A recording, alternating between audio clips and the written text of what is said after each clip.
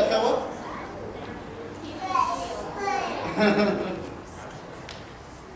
What do you think? What would you do? How would you respond? Yeah? Just walk away? You don't believe him? No? It's hard to believe things like that, isn't it? It's news that, hard to believe, okay. What if it was true, though? What would you do with the money? What would it change?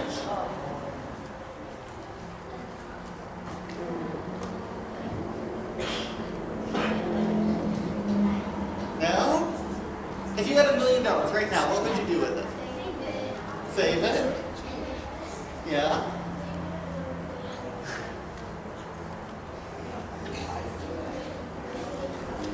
Give it to somebody? Do you think it would change the way that you live your life? No? Not at all? Well, if you save it, then, maybe you'll have money for college, or you won't have to work as hard later. No? I was thinking some things people might change. Some people might change their diet. Hopefully not as bad as Scooby here. Might change the type of house you live in, different things like that.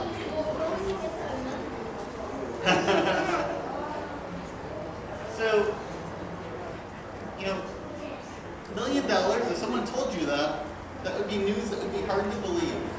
But that news would change your life. So today's story is about someone who received news like that. Not $1 million, but news that was really hard to believe, that changed their lives. And that man was Thomas. Now, can anyone tell me anything about Thomas? Who was he? Disciple, okay. Yeah. Doubting Thomas, yeah. So he was a disciple of Jesus, right? He was Jesus' one of his closest followers, one of his closest friends. And he had given up everything to follow Jesus. For 3 years, he was following him around. He had left his home. He left his job. He was following Jesus because he really believed that Jesus was going to be a king who would lead them and reign forever. And at the time of this story, he had just actually had some very bad news. Because he had just seen Jesus die. And Thomas, with the rest of the disciples, went into hiding for 3 days. And this is where the story picks up. And so the story for today is in John 20. And it says, on the evening of that first day of the week, when the disciples were together, with the doors locked for fear of the Jewish leaders, Jesus came and stood among them and said, "Peace be with you." And as he said this, he showed them his hands and side. And the disciples were overjoyed when they saw the Lord. This is the first time he appeared to them after he raised from the dead. They thought he was gone, and here he is again. But Thomas, called Didymus, one of the 12, was not with them when the disciples came. Or not with the disciples when Jesus came. So the other disciples told him, "We have seen the Lord." But he said to them, "Unless I see the nail marks in his hands, put my fingers where the nails were, and put my hands into his side, I will not believe." A week later, the disciples were in the house again, and Thomas was with them. Though the doors were locked, Jesus came and stood among them and said, "Peace be with you." Then he said to Thomas, "Put your finger here, see my hands, reach out your hand and put it to my side. Stop doubting and believe." Thomas said to him, "My Lord and my God."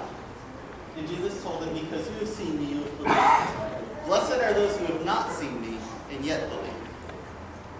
So, here's Jesus rising from the dead, and Thomas didn't see it. He had news told to him from his disciples.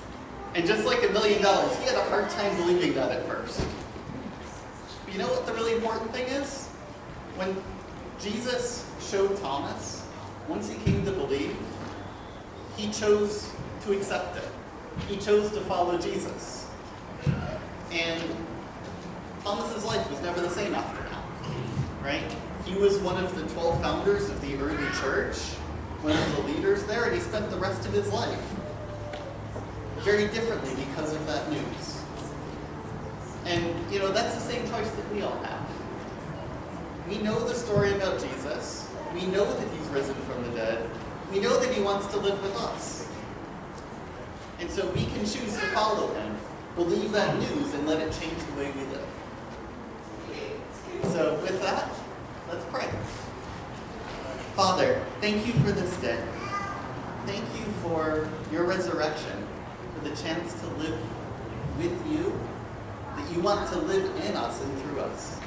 Lord, I'd ask that you help each of us to choose you, to choose to follow you. Please bless the kids as they finish up VBS, and bless their time of learning and our time here. We pray these things in your name. Amen.